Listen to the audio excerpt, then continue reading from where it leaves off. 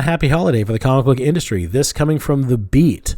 Aftershock Comics files for Chapter 11 bankruptcy. So this story is probably about a week old now. I'm sure a lot of you have already heard about it, but I want to talk about it a little bit and why it's upsetting me a little bit more than just Aftershock in financial trouble. So before I get into that, if you like this content, want to see more, please go ahead and hit that like button, subscribe to the channel if you're not already a subscriber.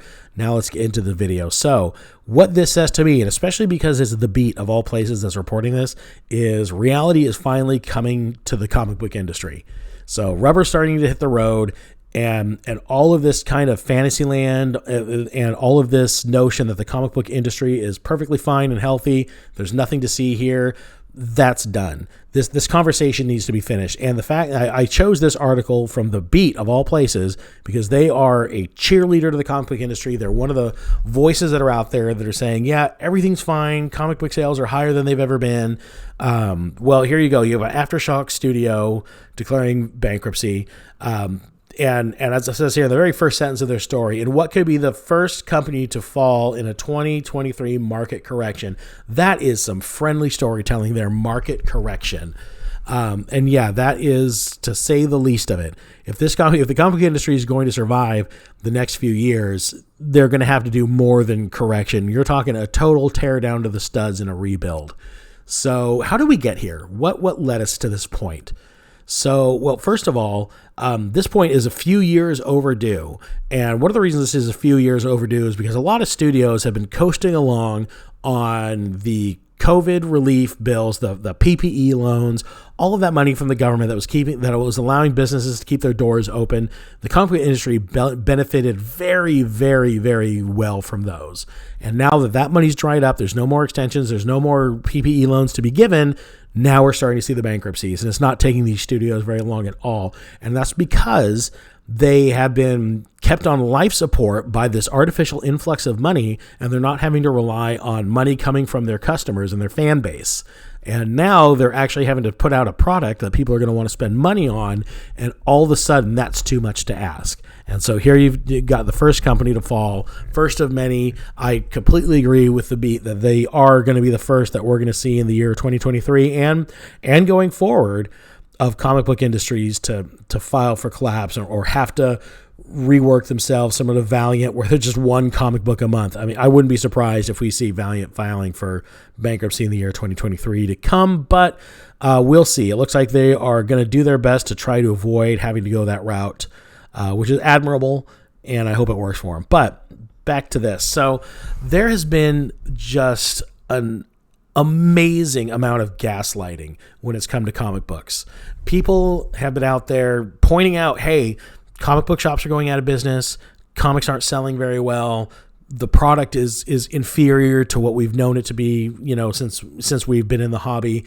And then you've had this other side telling you, no, comic books are doing fine. They're selling fine.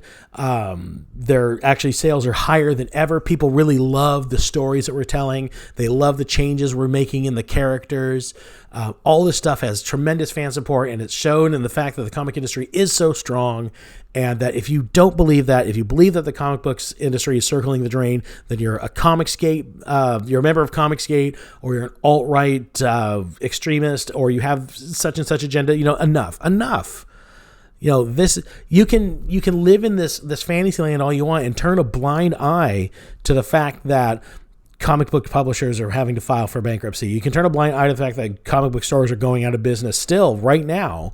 Especially as those PPE loans dry up, comic book industries or comic book stores are having to shut their doors because you're not giving them a product we're selling their customers. And then you have this. You have comic book publishers not paying their creators. This is becoming a problem. I see articles about this all the time now. This one coming from Bleeding Cool. These artists and writers and creators are doing the work. They're meeting their deadlines. They're working these 10, 12-hour days to try to get a monthly book out, and then they're not getting paid.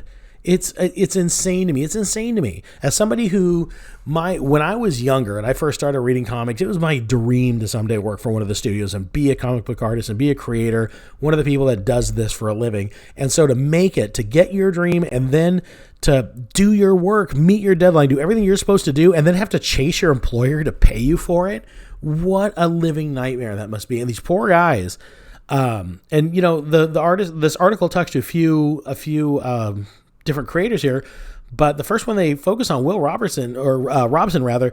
This is not just some guy who's been on the fringe. I mean, Great Lakes Avengers, Big Trouble in Little China, Spider-Man, Deadpool, Spider-Ham, Secret Warrior, Spawn Kills. These are mainstream books that this guy works on, and he's not able to get paid. I'm not saying any of the publishers of these books are the ones that aren't paying him, but currently, right now, he states here in this article that he completes his pages, he meets his deadlines, and then it takes him 5 to 10 weeks to get paid for his work. That's insane. That's absolutely inexcusable. And this is the state of the industry right now. And you still have people that will deny that the comic book industry is very, very sick and that it needs desperate course correction. And the reason that it upsets me so much is there have been people out there that have been saying this. We've been screaming it from the rafters that these decisions you're making are bad. You're not giving the fans what they want. You are creating a product that nobody is asking for, that nobody wants to buy. They're chasing likes and retweets as if those are currency that can pay your bills. I don't understand. I really do not understand what has been in the minds of these comic book creators that they think that this kind of weird Tumblr, Instagram culture of trying to produce books that appeal to these people that don't buy comics was ever going to get you. I mean, it's one thing to say we were thinking we could capture this audience, that they would come in and then they would, support the books. But when that clearly didn't happen, it was time to change course. But the fact that they kept this story going about how the industry is perfectly fine and that all of these choices that they're making, all these books that they're putting out that are, just laden in politics and identity politics and intersectional, box checking and all this other stuff that they've been doing has somehow been popular and has somehow been really well received by the majority of the fans. It's just nuts to me. It's nuts. You can see it with your own eyes. And yeah, they try to fudge the numbers and they point to all these things to show that the comic industry is doing well. But, you've got publishers that are sending out more books that are being ordered to try to fluff up their sales numbers. You've got studios that are trying to count things like textbooks into their comic book sales to show, oh, look, they're still selling. Just well, no, they're not. You get through all the fluff, you get through all the illusions, all of these, all the smoke and mirrors that they're having to do to try to make the industry look healthy. You get through it all, and all you have is an industry that's catering to nobody, that is just struggling. They're struggling to make a buck. They're struggling to pay their bills. They're struggling to pay their creators. I mean, what more evidence do we need to finally understand the state of the industry and finally admit, we need to course correct. We need to start going back to basics, and we need to start creating comic books that people that buy comics will actually want to buy. So, I mean, it's not hard. It really isn't. I mean, it is what it is. So you want to go out there, you want to create John Kent Superman, son of Kal-El. He's my favorite. He's my favorite one to pick on because he's just such a great example of this. I mean, look at John Kent Superman, all of his headlines, everything, every time you look into kind of what's in the news about that book, John Kent Superman is gay. John Kent Superman has a new boyfriend. John Kent Superman tells his mom he's gay. John Kent Superman tells his best friend he's gay. John Kent Superman tells the DC universe he is gay. These are the actual headlines for the John Kent Superman comic over the last 2 years. You want to go read that book? I mean, whatever happened to Superman finding a new villain, introducing a new character, a new threat, a new crossover, something that gets me interested in the storyline of the character. The other stuff, the personal drama, that's all. It's always important to comics. It should always be there. It should always be there to kind of help get those readers coming back month after month. You want to see how this works out. You want to see if this character turns out okay. You want to see if this relationship works or it doesn't. That's kind of what keeps you coming back month after month, but the big events are what brings readers to your books. People don't really care about who Superman is telling his sexual orientation to. People care about this big, larger-than-life threat that's threatening to destroy all of the world unless Superman can find a way to overcome it. That's what people care about. And you've got writers like Tom Taylor, who writes that book, will never learn that lesson. He will always think that his book is solid. He will always think that his writing style is great and that this type of storytelling is something that fans are clamoring for when the sales and the dollars show that they're not. But he can't, people like him, people like his editors, people over at DC, it's like they can't separate their social network, their likes and their retweets from the dollars that the books are actually making, as if they're both equal. And it's lost to me. And like I said, it makes me so upset because we're to this point now where people aren't getting paid and studios are going under. Whereas if they could have just looked and admitted that things were off the rails a year ago, 2 years ago, we could have done this course correction when the industry still had a little bit of leeway, a little bit of flex to it, and maybe avoided all of these troubles that we're going to go through today and all the pain that's coming to the industry and the industry professionals in the next couple of years. And all of a sudden, all of these, people who they've called extremists, they're going to be proven right. And it's sad. It really is, because I've said it once, I'll say it again. The comic book industry is too weak right now for the fandom to be fractured as badly as it is. So this whole Comicsgate, anti-Comicsgate thing, I think it needs to be laid to rest. It really, really does. You may not like the politics or who people on one side of the aisle or the other voted for. That doesn't matter when it comes to your comic books. It really doesn't. That's a personal decision that everyone is free to make. And when it comes to Comicsgate, yeah, they've got a lot of good points. And a lot of the things that they pointed to for the last several years as to why the comic book industry is sick and having problems are correct. They are correct. I hate to tell you this, if you are an anti-Comicsgate person, they were right on a lot of things. And it's fair for someone to say, I identify with Comicsgate because I agree with what they're saying in comic books, and I think what they're pointing out to as the problem with the industry today are mostly correct. That doesn't mean you have to agree with their politics. That doesn't mean you have to agree with who they vote or do not vote for, but you can agree with their point of view on comic sales. Because they are actually correct. And people who are anti-Comicsgate, there's nothing wrong in the world with being optimistic, looking at the comic book industry and say, hey, you know what? At least they're doing something new and it's something that I haven't seen before. And so, yeah, experimentation is good. Diversity in comics is good. All of that is good. Both things can be right. You can have good points on both sides. They just need to kind of get over their differences and come together because, one, the fan base is too fractured. We don't have enough people interested in comics to where literally half the fan base will not touch a certain sector of comics because they are pro or anti a certain comics book movement. It's stupid and it's silly. And any comic book publisher and professional that's going to keep this stupid fight going needs to be drummed out the industry, because they are, while they think they're making their righteous points, they're not. All they're doing is, at the end of the day, they are driving away potential customers. And I'm saying that to both sides. And there are a lot of good professionals who have been drummed out of the industry who are over there on the Comicsgate side doing their own indie books, and they're doing just fine. And that's money they could be earning for these studios that are going under.